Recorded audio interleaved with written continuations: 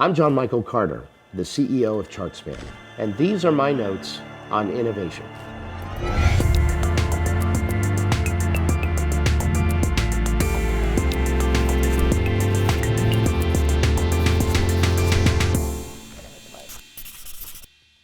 I function very much like a typical chief executive rather. As CEO, my job is to obviously promote the company, manage the operations of the company, make sure fiscally we perform and execute for our investors and our shareholders. Very typical position in my role as CEO. The company's about 4.5 years old. We've really been in the marketplace for the last 2.5 years. It took us about 24 months to build the technology platform that we utilize today to deliver chronic care management services. So to talk a little bit about your product and your service and what you provide. So you may have heard the phrase value-based care. The concept is we pay providers for performance. To pay a provider for performance means you pay for patient outcomes. Essentially, how healthy are patients? This is a foreign concept for most doctors, right? They're used to living in a reactive state where patients come in when they're sick. It's hard to be proactive when you've got to react to a sick patient. In the last 2 years, the Obama administration and the Trump administration, because this is really a bipartisan issue, has said, let's really implement value-based care and let's put our money where our mouth is. Let's pay doctors if they'll operate in a proactive mode. So the average doctor earns somewhere between $40 and $50 a month if they will telephonically engage their sickest patients every month in a proactive mode, reaching out to them every month because they may have diabetes or congestive heart failure or high cholesterol, and making sure that the little things are happening for them. They're taking their prescriptions, they're going to their appointments, they're adhering to their care goals. If we can be proactive instead of reactive, we can move the needle when it comes to healthcare costs and improving outcomes. So for most doctors, that's a tall order. They don't have call centers. They don't have excess capacity of nurses sitting around doing nothing who can all of a sudden jump on a phone and start working with their patient panel. So they hire us because we do. We've raised $25 million. We have a 100,000 square foot facility in Downtown Greenville, and we've become the largest provider of care coordination services in the country. We engage with every one of our clients' patients every single month to make sure that we're proactively helping them with the little things that can exacerbate conditions and turn into big things, costing the system a lot of money and making patients unhealthy. The genesis of the company was really a product of my brother. My brother and I started the company together. He's an 18-year practicing clinician, did his residency at Yale, very smart person, who just after years and years of dealing with trauma in the ER said, there's gotta be a better way. And it starts and ends with the patient. If you go look at all the services and products that exist in the marketplace today, they were built for doctors to push to their patients. We really dreamt and envisioned an environment where we would start with the patient and we would really work with the patient directly. And so it was his vision. I'm a technology operator. I've built and sold a lot of companies. And so we like to joke that he's the brains and I'm the muscle. So I run operations and finance and handle raising capital. And a lot of the great ideas that happen around here are those of my brother. I think, first of all, it's awesome to be able to work with your best friend and your brother every day. But I'm also thankful that that happened for me later in life. I think as 20-year-olds, we were dumb. We didn't know what we didn't know, right? I don't know that we would have been this effective. But we went off and did our own things in life and garnered a lot of knowledge and experience and battle scars. And so when we came together in our 40s to build the company, we were able to leverage that knowledge. And I'm really proud of what we've built, and I'm very proud to have been able to do that with my brother. Where are you from? We came from Houston, Texas. Honestly, it's a great story of how we got here. About 2011, 2012, 2013, the big thing for a startup was to get into one of the top tier accelerator programs. And we were fortunate to have gotten into several. But there was one in a place called Greenville, South Carolina, and I had to look it up on a map. I knew Clemson was somewhere nearby, but I had never been there before.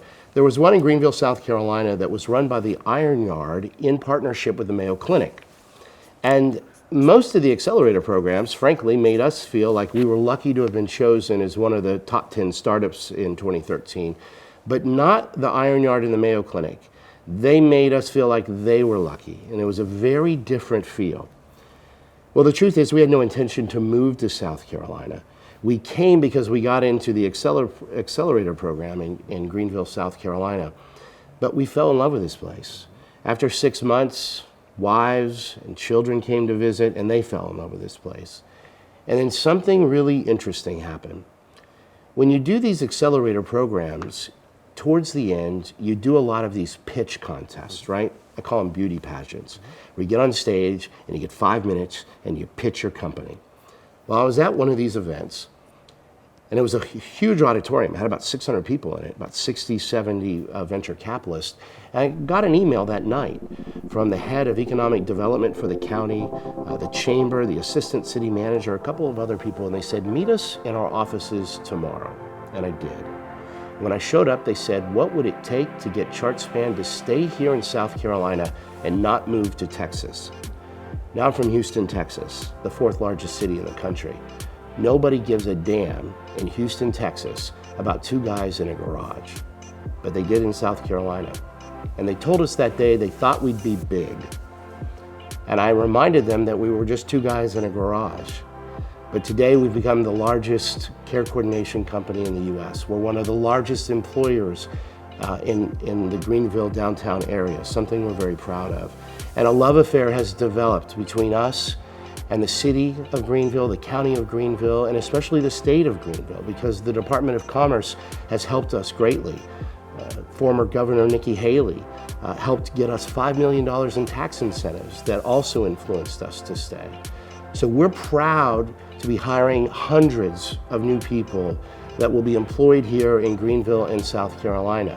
And so many of the challenges that young companies face, we've been able to get over those obstacles because of our strong relationship with both the city, the county, and the state. So the Iron Yard at one time was the largest code academy in the United States, and they're located right here in Greenville, South Carolina. The founder was Peter Barth, and Peter is one of the smartest technology minds in the country, and he's right here in our backyard. When I came to the Iron Yard, they were managing 3 pieces of the company. They had the Code Academy, where they taught people to code. They had essentially an accelerator, where they would pick 10 companies out of a particular vertical, like healthcare or education, and then they would bring them in through a 6-month program. You would graduate and hopefully raise capital. And then the third thing that they did was really an investment vehicle. They invested in some of those companies, and Peter ran the whole thing. He eventually sold it to Apollo. They're not around today because I don't think Apollo did a good job managing it, but I got to be a part of the Iron Yard in its heyday, when it was spurning tons of companies around South Carolina, creating employees to work at those companies through the Code Academy, and then investing in those companies. Today, Peter Barth is a close personal friend, and I'm proud to say a member of my board. I think for me, being a good leader is this mix of authentic optimism with a perpetual sense of being a contrarian. When I think about engaging with somebody and listening to them, I have 2 streams of consciousness: what they're saying and being in the moment and reinforcing what they're saying with positive feedback, and yet being critical and being a contrarian in that second line of consciousness. It's a hard character trait to learn how to manage 2 streams of consciousness in the moment, but I do, and I think some of the best leaders have mastered it far better than me. I constantly edify myself with learning. I'm nearly 50 years old. Last year, I read 64 books. This year, I have a goal to read 70 books, and almost every one of them is a nonfiction business book. So I love to learn, and I never want to stop learning. I want to improve. I want to be a better leader. I want to inspire the people that work for me. I want to build a better company, deliver a better product. And I think that comes with leading with optimism, but questioning everything and subscribing to a constant, steady diet of learning. Would you name 3 or 4 books that should be on the list or on the bookshelf of someone watching? Brad Feld has a book. Brad is one of the most pervasive venture capitalists in the country. I'm not going to remember the name of it, but you should search Brad Feld on Google. He demystifies the whole venture capital process in his book. It's actually now 3 or 4 versions that have come out of the same book. But I recommend it to anyone who is a programmer or a salesperson or a marketer who maybe doesn't understand finance, because there's so many complicated things. What's a convertible bridge note? What's the difference between equity conversion and debt conversion? He makes it simple so that anybody can understand it. And I think it's one of the most important books that entrepreneurs can read. The Hard Thing About Hard Things. It's written by Ben Horowitz. After you've gone through a few days, a few weeks, a few months of being an entrepreneur, and you're probably dealing with anxiety and depression and remarkable stress, it's a book that will resonate with any entrepreneur, and it should just be required reading. It's a book I read probably once a year. You know, I subscribe to Audible. It's not a podcast, but I don't have time to literally sit down and read 64 books. So my books are listened to while I'm in the shower, while I'm driving to work. That's how I'm able to get through so many of them. So I love the spoken word. I tell everyone I read books. I haven't read a book in years because I just dial into Audible. They lose money on me. Whatever I'm paying, $14 a month or whatever, I am not their ideal customer. For support for growth, how did you guys wayfind through that? I think it's about 49% luck and 51% about going out and getting it. The truth is, I spent a lot of time networking. I spent a lot of time asking people for help. You have to do that. And then you have to be in the right place with the right time and be a little lucky to get that help. And that's really our story. I mean, we've been in a wonderful place in Greenville that has such a remarkable pro-business culture here. And so you have a much higher chance of succeeding in South Carolina and in Greenville, South Carolina than you do most places. But you also have to work at it. You have to network on it. And you have to deliver on your commitments and promises. If you say you're going to hire a certain number of people, you need to do it. If you're raising capital, you have to deliver a return for those investors. And we've been fortunate to have worked really hard to have delivered on those commitments. We have just over 200 people today. We've done that in about 30 to 36 months. And over the next 24 months, we expect to hire another 200 to 300 people. So we'll be somewhere around 400 to 500 total employees. And in the next 60 months, we expect to surpass 1,000 employees. I think culture is the most important thing that provides the foundation for long-term success. Let me explain what I mean. You cannot manifest culture. The company looks nothing today like I imagined it might look. But as the CEO and founder, you can be a steward of culture. My job is to sit on the sidelines and push people back into the game. But I cannot architect the game. I cannot coach the game and tell them how to behave.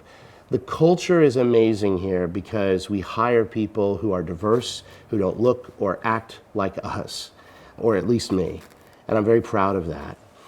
We have a saying around here that our number one focus is the patient, that every day our singular focus is to delight the patient. But the truth is, that's not true for me. My number one focus is my employees, because if I treat them right and I give them a place that they truly value being at, they'll take care of those patients. I always chuckle when I read trade articles or magazine features. It's always this positive story about somebody that got it right. Well, 96% of us never get it right. 96% of startups fail. The truth is, all of my learning has come from failure. As a young manager, I have countless stories of how I screwed up culture, how I didn't get it right, how I tried to manifest or architect it. And it was through those failures that I learned how culture can be successful and the role that I had to play in it. I don't know that I've got it entirely right. I don't, pretend to be perfect. But through a lot of lessons in life and a lot of failure, I think we've gotten it right here. I always grimace because I'll hear sometimes people will say, oh, ChartSpan pivoted. And I always grimace because a pivot in my mind means I went in a completely different direction. That didn't happen. But what you do, or what we have done here, is innovate along the way.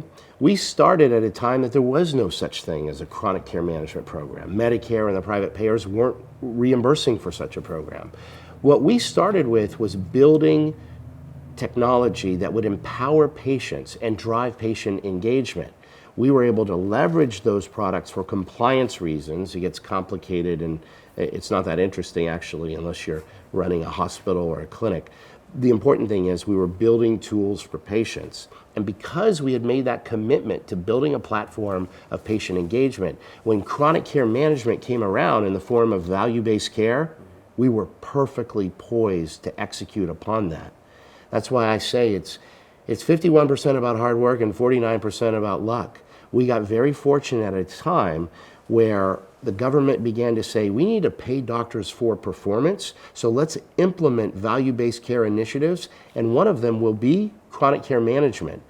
And we found ourselves perfectly suited in the moment to deliver that service. We started small, we worked hard, and today we're the largest in the US.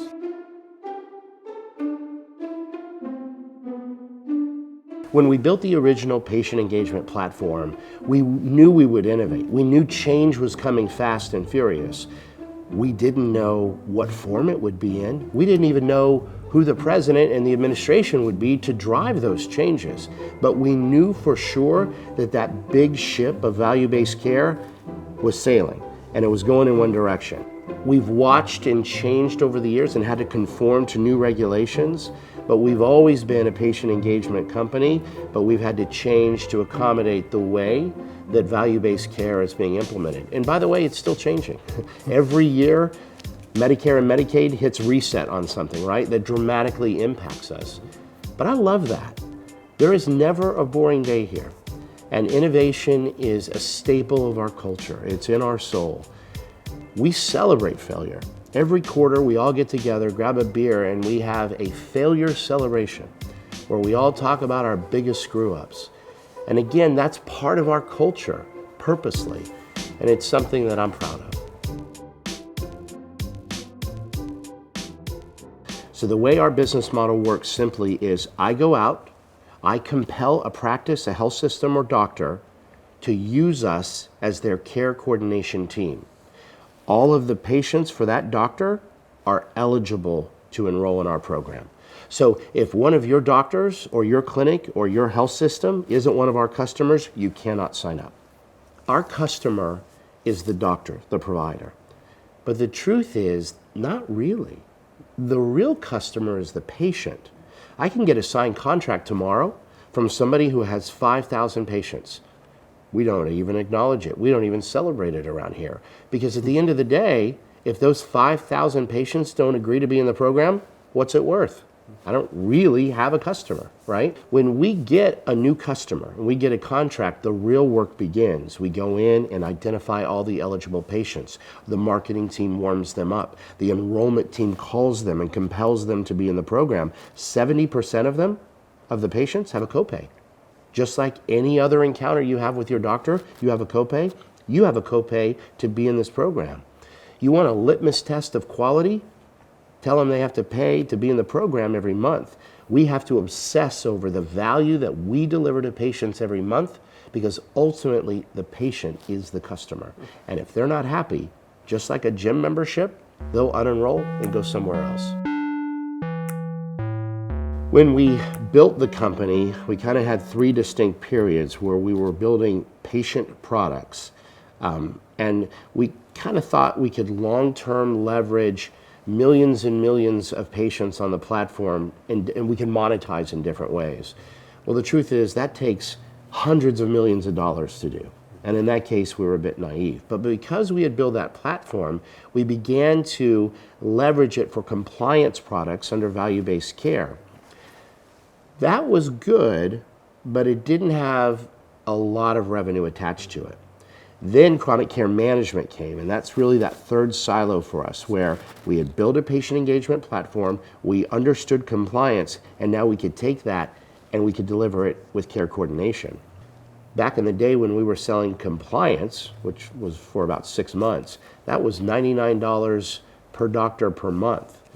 With coordination, care coordination, we can generate as much as $99,000 a year per doctor. So there was an enormous leap in our monetization strategy as we went from not making much money at all with just a patient platform, making a little bit of money with a patient platform that we leverage for compliance, and making a lot of money when we went from a patient platform with a compliance feature to be delivered as a care coordination platform.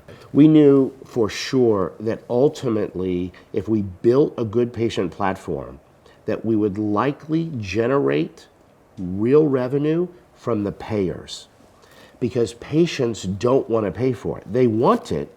It improves outcomes. It empowers them to manage their own health. But ask them to pay for it, it better be a real small amount. The payers, the insurance companies, Medicare, Medicaid, and now all the Medicare Advantage private payers pay for this because they've seen dramatic improvements in patient outcomes when they can get a patient enrolled in a care coordination program. So yeah, we kind of had to skate to the puck, to take an old axiom from Wayne Gretzky, and we weren't exactly sure where it was going to be. We knew it would be under the umbrella of value-based care, but we were one of the first companies to step into this space once it began to materialize, and we're proud to now be the largest in this space. Being named one of the top innovative companies in the country was something we're proud of. But when you deconstruct what makes us innovative, the truth is there's never been someone for us to look at and say, let's go do it like them. Those guys are doing it. We were one of the very first to offer care coordination in the United States. Failure has been rampant around here, and it's something we embrace and we understand because we have to constantly innovate. We have to constantly experiment because there was no template ever given to us. There was no company to model our business strategies around. And so we have failed a lot. We've burned through a lot of capital, but we're good managers. And when we fail quickly, and we dust ourselves up, we get up, and we figure out how to do it the right way. Today, while we still celebrate failure, there's a lot less failure because we've figured out a lot of the complexities that are required to build and operate a successful care coordination company. I often ask people, what's the single most important characteristic of success in a company? Not the company itself, but the people in the company. Sometimes people will say cerebral, intellect, smarts, they might say personality, experience, education. And those aren't bad answers, but they're not the right answer. The right answer is resiliency, your ability to overcome adversity, and adversity is fraught with failure. So who do you want in the trench next to you? You want the smartest guy or the guy that always finds the finish line, who always figures out how to get the job done? The truth is, a lot of my senior leadership may not be the smartest folks in the world, but they are the most resilient. And we have been through so many challenges as we've built this company, so much adversity, and we've had virtually no turnover among our senior leadership team because they are resilient and they always find a way to overcome failure and achieve success. The truth is, we screen for it. We are very careful about who we bring into this company, and resiliency is the thing that I look for the most. I have little things that I'm not going to tell you because they're secrets in case we ever interview somebody, but there are little things I do in the interview process that confirms for me whether I have somebody sitting across from me who is truly resilient, and that matters more to me than any other characteristic. I think if I could play a tape from my early 20s until now I'm almost 50, over the last 30 years, it would be a tape full of failure. And I have failed more than I even want to admit. And that's where my learnings have come from. And that's where I've come to appreciate resiliency. Because if I would have quit, if I would have let that challenge beat me down and walk away, what an unfulfilling experience. Instead, I've learned to become resilient. I am not many things, but one thing I am is the most resilient person you'll ever meet. I will always overcome. Even this company, we have incurred challenges that, frankly, we shouldn't have gotten over. We should not be here today. We should have failed 5 times over. But because we built a company full of leaders that are truly resilient, we have overcome and we have thrived. How do you define innovation? I define innovation as the willingness and ability to fail Because when you're willing to fail, not just give it lip service, but promote it, celebrate it, acknowledge it, then you empower your employees to go out there and keep innovating. We only hear the positive stories, but the path to innovation is littered with negative stories of constant failure. So if you really want to be in the business of innovation, embrace failure and promote it and reward it in your company. Is that something that is an easy conversation with financial stakeholders? I have two constituencies I have to think about every day, my employees and then my shareholders and board, my investors. We're very deliberate about innovation and failure amongst the employees, and that's just the core of our culture. Try sitting in front of a board or investors that have given you $25 million and tell them you're going to fail a bunch of times. No, it's not an easy conversation. In fact, it's awkward at times. But that means you need to choose your board carefully. You need to choose your investors carefully. Sometimes people don't have that luxury. They'll take capital from any venture capitalist willing to give it to them. We have not, and we will not, because I need an investor and a board that supports our culture, one of innovation that's driven by failure, and they need to understand that that is just a part of what they're investing in and what they're getting when they get ChartSpan. What are some other tools or approaches to innovation that you guys use here? I think for me, I make a conscious effort every day to put my arm around somebody and say, nice try. It didn't work, but nice try. I also have to manage myself when I'm sitting in a conference room with a group of managers and we've screwed something up. Like any human being, in the moment, I might want to scream and yell and throw my hands up. You can't do that, right? You have to acknowledge, hey, nice effort. We failed, but unless you're doing something malicious, you were trying to innovate. Acknowledge that and make sure that everyone understands why the failure happened so it doesn't happen again, and promote more innovation and the willingness to accept failure if it happens in the journey to get there. I think the challenge we all face as founders and entrepreneurs is how do we manage the overwhelming amount of work that gets dumped on us? And it comes in different streams, in texts, in voicemails, in emails, in face-to-face meetings. I have to say, over and over I hear people say that email is overwhelming for them. I have mastered email. Everything in my life comes in the form of email. Voicemails, texts, everything filters into my inbox. To-dos, any note at all you want to send to me will end up in my inbox. So I only have one medium that I organize and manage my entire professional and personal life in, and that's email. And I've gotten really good at using that tool to be a highly effective, highly efficient, and highly productive manager. So I hear a lot of people say email is overwhelming. Well, I would argue it's because you're spending too much time managing all the other platforms that you're trying to manage. Pick one and put everything into that platform and you'll be much more efficient. And it's how I can get so much done in a day. I think today I have 18 meetings, most of them 15 to 30 minutes in length. And I can do that and keep up with email because of the way I organize and plan everything. So I use the Google platform. And by the way, all of our finance documents, Word documents, contracts, everything is on the Google platform. So I'm able to navigate in and out very quickly. We're seeing competitors in our space, more and more of them every day. When you think of care coordination, you think about the clinical encounter between a clinician and the patient. But here's the truth about our business. It's highly complex. If somebody showed up tomorrow and said, we just raised $100 million and we're going to crush you, ChartSpan, I would laugh at them.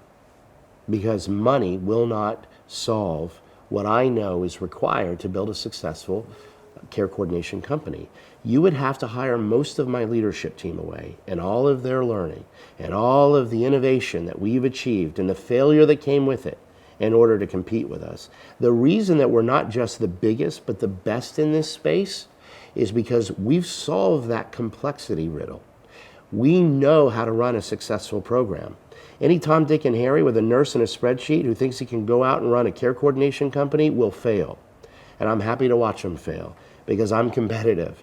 And I know that we've built a company that scales, that's going to have longevity, and it's largely based on the understanding that this is the most complex business any of us have ever worked with. We're not playing checkers. We're playing chess every day around here. And that makes this fun, but it also makes the barrier to entry very high for any competitor. I think the best leaders have a sense of self-awareness to know that they're good at one phase of evolving a company. Maybe it's those very early days as a startup founder. Maybe it's in those days where you're no longer a startup, but you're growing and scaling quickly.